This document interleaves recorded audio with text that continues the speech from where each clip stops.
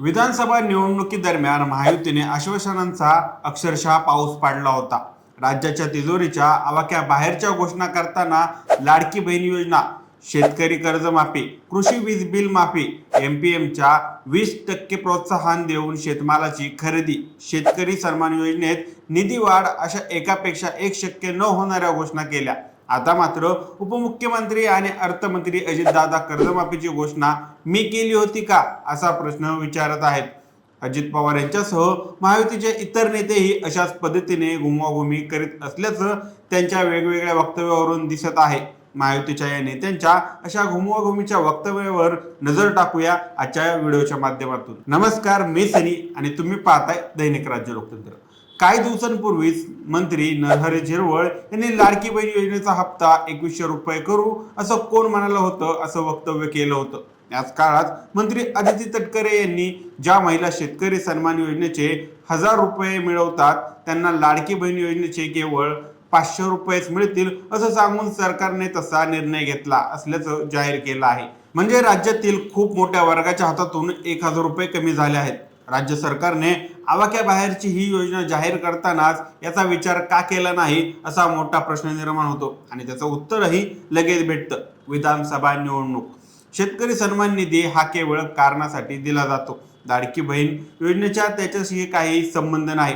राज्यातील महिलांना अॅनिमियाचा होणारा त्रास लक्षात घेऊन त्यांनी स्वतःच्या आहारात आणि आरोग्यासाठी खर्च करावा म्हणून राज्य सरकारने लाडकी बहीण योजना सुरू केली आहे।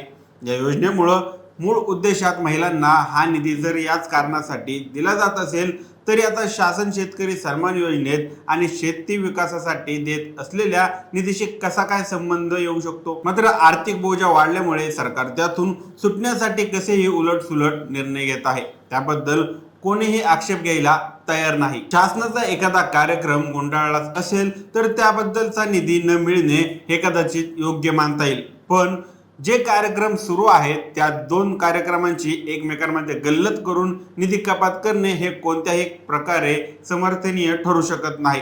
याबद्दल सरकारला जाब विचारलाच गेला पाहिजे। महायुती सरकारमध्ये सामील असणाऱ्या देवेंद्र फडणवीस, एकनाथ शिंदे आणि अजितदादा यांच्या पक्षांनी जाहीरनाम्यात शेती कर्जमाफीचा मुद्दा ऐनवेळी आणला होता। त्यांची जाहीरनामे, भाषणे, पत्रकार परिषद या गोष्टींची साक्ष आहे। तरी देखील उपमुख्यमंत्री अजितदादा पवारांनी पत्रकारांच्या प्रश्नावर कर्जमाफीचे आश्वासन मी दिलं होतं का असं विचारलं।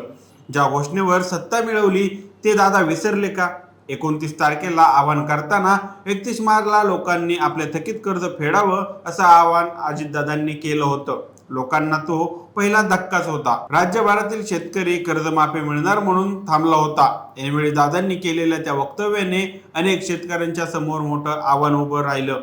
कर्जमाफी हा राज्यातील शेतकऱ्यांच्या प्रश्नावर उतारा नाही हे मान्य असेल तरी राज्यकर्त्यांनी मत मागताना आपल्याला हे अंतिम उत्तर नाही याची जाणीव असताना ते आश्वासन का दिलं जातं याचा खुलासा केलेला नाही। शेतकऱ्यांना शेतमाल खरेदी करताना 20% अधिकची रक्कम देण्याची घोषणा सरकारने केली आहे। त्याची अंमलबजावणी होणार का? कारण सरकार खरेदीला उतरते त्या काळात दर पडतो किंवा खरेदीसाठी सरकारकडे बारदान सुद्धा उपलब्ध नसतो।